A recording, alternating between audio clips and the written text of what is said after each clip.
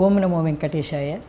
ఒకనాడు శ్రీనివాసుడు కిరాత వేషంలో వెంకటాచలం నుంచి వేటకని బయలుదేరి ఒక మదపటేనుగును తరుముకుంటూ వచ్చి పద్మావతి అమ్మవారు తన సఖులతో ఉద్యానవనంలో ఉన్నది ఆ ప్రమదవనానికి వచ్చారు. నక్షత్రాల మధ్య ప్రకాశిస్తూ ఉన్నటువంటి చందమామ వలె ప్రకాశిస్తూ ఉన్నటువంటి పద్మావతీదేవిని శ్రీనివాసమూర్తి చూచారు. ఆ పద్మావతీదేవి కూడా శ్రీనివాసుడిని చూస్తుంది.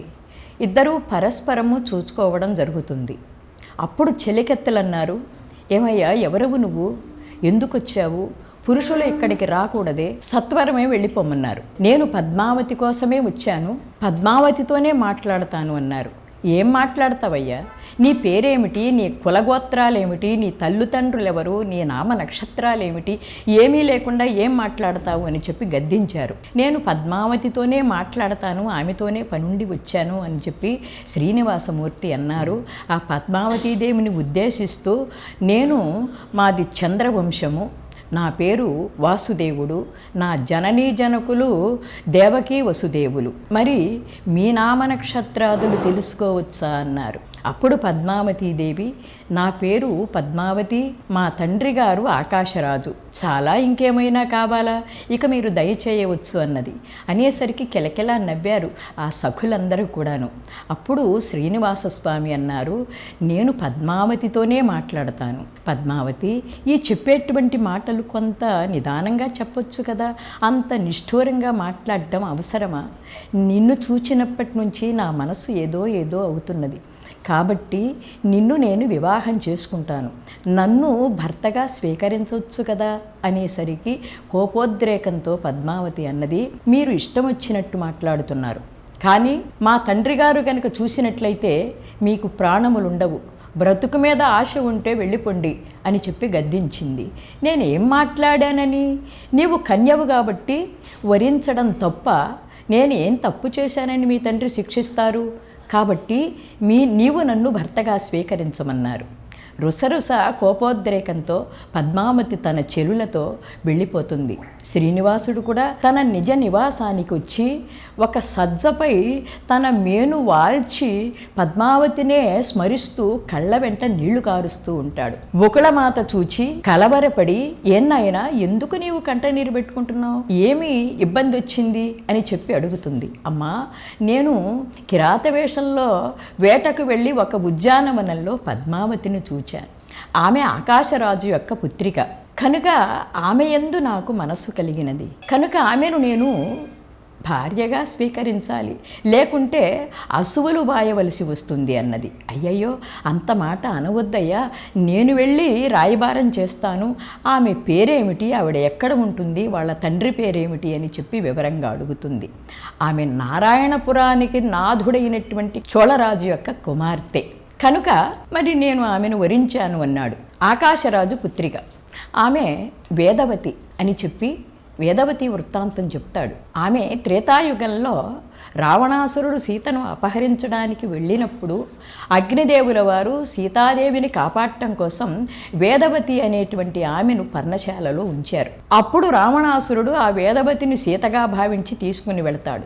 రావణవధానంతరము సీతను అగ్నిప్రవేశం చెయ్యమన్నప్పుడు ఇద్దరు సీతలు అగ్నిలో నుంచి పైకొచ్చారమ్మా. ఆవిడెవరు అంటే అగ్నిదేవుల వారు చెప్పారు, వేదవతి సీతను కాపాడటం కోసం రావణాసురుని యొక్క లంకలో అన్ని కష్టాలు అనుభవించినటువంటిది ఆమె అనేసరికి, ఏ ఉపయోగాన్ని కోరి నీవు ఈ పని చేసావు అన్నారు. అనేసరికి, నేను మిమ్మల్ని భర్తగా స్వీకరించాలి అనుకుంటున్నాను అన్నది రాముడితో. సీతాదేవి కూడా ఇన్ని కష్టాలు అనుభవించినటువంటి ఆమెను మీరు ధర్మపత్నిగా స్వీకరించండి అంటుంది. ఇది త్రేతాయుగంలో నేను ఏకపత్ని వ్రతుణ్ణి, వచ్చేటువంటి జన్మలో తప్పకుండా నిన్ను స్వీకరిస్తాను అని మాటిచ్చానమ్మా. ఆ వేదవతి ఇప్పుడు ఆకాశరాజు ఇంట పద్మావతిగా వెలిసినది అని చెప్పి పద్మావతి వృత్తాంతాన్ని చెప్పారు ఆ శ్రీనివాసస్వామి. అప్పుడు ఒకళమాత సంభ్రమాశ్చర్యాలతో, నేను వెళ్ళి మీ వివాహానికి సంధానకర్తనవుతాను అని చెప్పి ఆమె వెళ్ళి ఆకాశరాజుని పద్మావతిని ఇవ్వమని అడగడానికని వెళతానంటుంది. అప్పుడు ఆమె బయలుదేరింది నారాయణవనానికి. ఉద్యానవనంలో కిరాత వేషంలో ఉన్నటువంటి శ్రీనివాసమూర్తిని చూచినటువంటి పద్మావతి అమ్మవారు మరులుగొన్నది. ఆమె దిగులుతో అన్నపానాదులు కూడా మానివేసింది. చిక్కి శల్యమైపోతున్నది. తల్లిదండ్రులకు అనుమానం వచ్చింది. చెలికత్తెలను పిలిచి, ఉద్యానవనాన్ని నుంచి వచ్చినప్పటి నుంచి పద్మావతి ఇలా బాధపడుతుంది, కారణం ఏమిటి అని అడిగారు.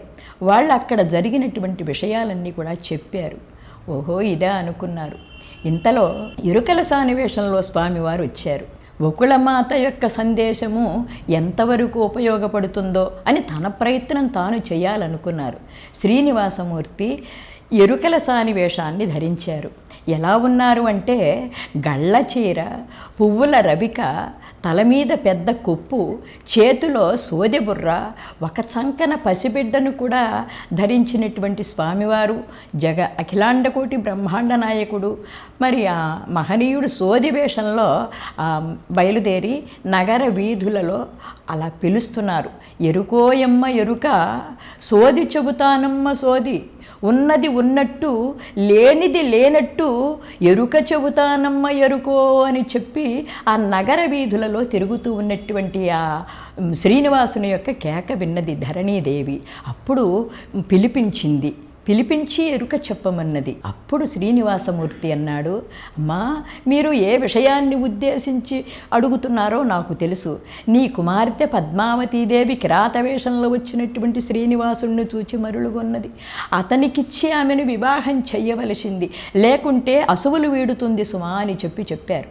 ఆ తరువాత వెంకటాచలం నుంచి ఒక వృద్ధురాలు వస్తుంది కన్యార్థమై అడగడానికి. అయితే ఆమెకు మీరు కళ్యాణ శుభవార్త చెప్పి పంపించండి, అది మీకు శుభం జరుగుతుంది అని చెప్పి ఆ స్వామివారు అవతలికి వెళ్ళి అంతర్ధానమయ్యారు. ఎప్పుడైతే స్వామివారు అవతలికి వెళ్ళిపోయారో వెంటనే గోకుళమాత వచ్చింది. ధరణీదేవిని ఉద్దేశించి, అమ్మా కన్యార్థమై వచ్చాను, మా శ్రీనివాసుని యొక్క లక్షణములు వివరిస్తాను అని చెప్పి, అన్ని సకల గుణ సంపన్నుడు శ్రీనివాసుడు అని చెప్పి నామనక్షత్రాదులు, తల్లిదండ్రుల యొక్క వివరములు, కులగోత్రములు, నామనక్షత్రాదులు అన్నీ కూడా చెప్పి వాళ్ళని సంతృప్తిపరుస్తుంది. ఆ మాటలు విన్నటువంటి ఆ ధరణీదేవి, ఆకాశరాజు వారు తృప్తి పడతారు.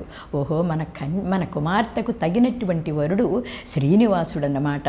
సరే పిల్లనిచ్చి వివాహం చేయడానికి అంగీకారం ఎప్పుడైతే మానసికంగా జరిగిందో వెంటనే బృహస్పతుల వారిని పిలుస్తారు. వారికి చెప్పారు, అయ్యా మా కుమార్తె పద్మావతీదేవిని శ్రీనివాసునికి ఇచ్చి కళ్యాణం చేయడానికి మేము ఇష్టపడుతున్నాము, మరి మీరు ముహూర్త నిర్ణయం చేయండి, మీ అభిప్రాయం కూడా వ్యక్తం చేయండి అని చెప్పి బృహస్పతుల వారిని అడుగుతారు. అప్పుడు వారు మంచి నిర్ణయము అని చెప్పి ఆనందపడి లగ్న ముహూర్తాన్ని ఏర్పాటు చేశారు. వైశాఖ శుద్ధ దశమి శుక్రవారం రోజు శ్రీనివాస పద్మావతుల యొక్క కళ్యాణానికి ముహూర్తం పెట్టారు. ఎప్పుడైతే ఈ శుభముహూర్తం పెట్టారో లగ్న పత్రికను ఎవరికిచ్చి శ్రీనివాసునికి పంపించాలి అనేటువంటి ఆలోచన కలిగింది. అప్పుడు అవధూతలలో శ్రేష్ఠుడైనటువంటి వాడు, వ్యాస మహర్షి యొక్క పుత్రుడు, స్త్రీ పురుష భేదం కూడా తెలియనటువంటి వాడు, కనీసం వస్త్రధారణ కూడా చెయ్యడట. అలాంటి శుకయోగీంద్రుల వారిని, పరమ పవిత్రుడు, అగ్నిహోత్రంతో సమానమైనటువంటి వారిని పిలిచి, అయ్యా శ్రీనివాస పద్మావతుల యొక్క కళ్యాణానికి మీరు సంధానకర్త కావాలి అని చెప్పి అడిగారు. అంతకంటే మహద్భాగ్యం ఇంకేముంటుంది అన్నారు శుక మహర్షి అని ఆ లగ్న పత్రికను తీసుకున్నారు. వెంకటాచలానికి వెళతారు. వెంకటాచలంలో శ్రీనివాసమూర్తికి లగ్న పత్రికను ఇస్తారు. ఆ శ్రీనివాసుడు లగ్న పత్రికను చూచారు. గోకుళమాత అన్నది, నాయనా నీరాయవారము నారాయవారము కూడా సఫలీకృతమయ్యాయి కదా. అవునమ్మా, ఆకాశరాజు వారు పద్మావతిని నాకిచ్చి వివాహం చేయడానికి లగ్న పత్రికను పంపించారు అని చెప్పి ఆ లగ్న పత్రికను చదివారట. ఏమున్నది అంటే, శ్రీ శ్రీ శ్రీ శ్రీనివాసమూర్తికి మా కుమార్తె చిరంజీవి లక్ష్మీ సౌభాగ్యవతి పద్మావతిని పెద్దల యొక్క నిర్ణయం ప్రకారంగా మీకిచ్చి సాలంకృత కన్యాదానం చెయ్యాలి అని చెప్పి మేము నిర్ణయించుకున్నాము. కనుక మేము పెట్టినటువంటి ముహూర్తం ప్రకారంగా మీరు సకుటుంబ సపరివార సమేతంగా విచ్చేసి మేము చేయు సాలంకృత కన్యాదానమును స్వీకరించి మదర్పిత చందన తాంబూలాదులు కూడా గ్రహించి మమ్మల్ని ఆనందింపచేయవలసినదిగా కోరిక. ఇట్లు ఆకాశరాజు అని చెప్పి ఉన్నది. ఈ శుభలగ్నం, ఈ లగ్నపత్రిక చూసినటువంటి శ్రీనివాసుడు మహదానందపడ్డాడు. గోకుళమాత దగ్గరికి వెళ్ళాడు. అమ్మా అమ్మా, ఆకాశరాజు వారు ఇలా వ్రాశారు. చూచింది. చూడు నాయన, నీవు మళ్ళీ తిరిగి నీ అంగీకారాన్ని కూడా వ్రాస్తూ ఇంకొక పత్రిక పంపించమన్నది. అప్పుడు శ్రీనివాసమూర్తి ఒక తన సమాధానాన్ని ఇలా వ్రాస్తారు.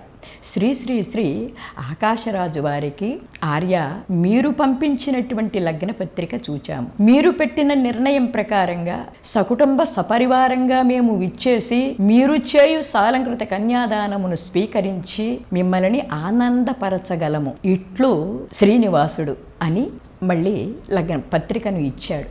అది తీసుకున్నటువంటి శుకయోగేంద్రుల వారు ఆనందంతో బయలుదేరి వచ్చేస్తారు. అప్పుడు ఒకళమాత అన్నది, నయనా, పెళ్ళి అంటే అందరికీ ఇష్టమే, కానీ ధనమూలమిదం జగత్తని డబ్బులు లేకపోతే పెళ్ళవుతుందయ్యా, మరి ధనం లేదు కదా, ఏం చెయ్యాలి అని చెప్పి అడుగుతుంది. ఒకళాదేవి మాటలు విన్నటువంటి శ్రీనివాసుడు ఆలోచించి నారద మహర్షిని పిలిపించాడు. నారద మహర్షి వచ్చాడు. స్వామి ఏమిటన్నాడు. నారద, నేను పద్మావతిని వివాహం చేసుకోవాలి అనుకుంటున్నాను. డబ్బులు లేకపోతే పెళ్ళవదు కదా, ఎలాగైనా ఎక్కడైనా ఎవరితోనైనా అప్పు కొంత డబ్బుని ఇప్పించవయ్యా, నన్ను ఒక ఇంటివాడిని చెయ్యి అన్నాడు.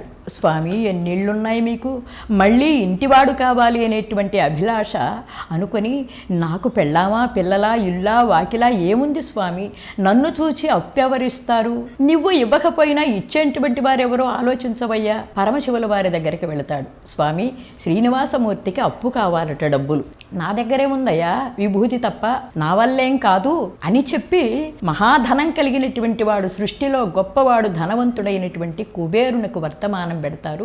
ఆ కుబేరుడు వచ్చి పరమశివుల వారికి నమస్కారం చేసి, అయ్యా ఎందుకు నన్ను పిలిపించారు అని చెప్పి అడుగుతాడు. శ్రీనివాసమూర్తి కళ్యాణానికి కొంత డబ్బు అప్పుగా కావాలయ్యా అని చెప్పి అడుగుతాడు పరమశివుల వారు. అప్పుడు కుబేరుడు అన్నాడు, స్వామి, తప్పకుండా ఇస్తాను, కానీ పుస్తకం వనితా విత్తం పరహస్తం గతం గతం అన్నారు కదా, డబ్బులు ఇచ్చేటప్పుడు ఏదో తాకట్టు పెట్టడమో లేకపోతే ప్రామిసరీ నోటు ఇవ్వడమో ఏదో ఉండాలి కదా స్వామి అన్నారు. తాకట్టు పెట్టడానికి ఆయన దగ్గర ఏమీ లేకే కదయ్యా నిన్ను అడిగింది అప్పు, నీవు అంటున్నావు కాబట్టి ప్రామిసరీ నోటు అయితే వ్రాయించి నీకు ఇస్తాము అని చెప్పి పరమశివుల వారు కుబేరుని దగ్గర డబ్బులు తీసుకోవడానికి సిద్ధపడ్డారు. కానీ కొన్ని నిబంధనలు పెట్టాడు డబ్బులు ఇవ్వడానికి కుబేరుడు. ఆ నిబంధనలు ఏమిటి అంటే అవేమిటో రేపు ప్రస్తావించుకుందాం.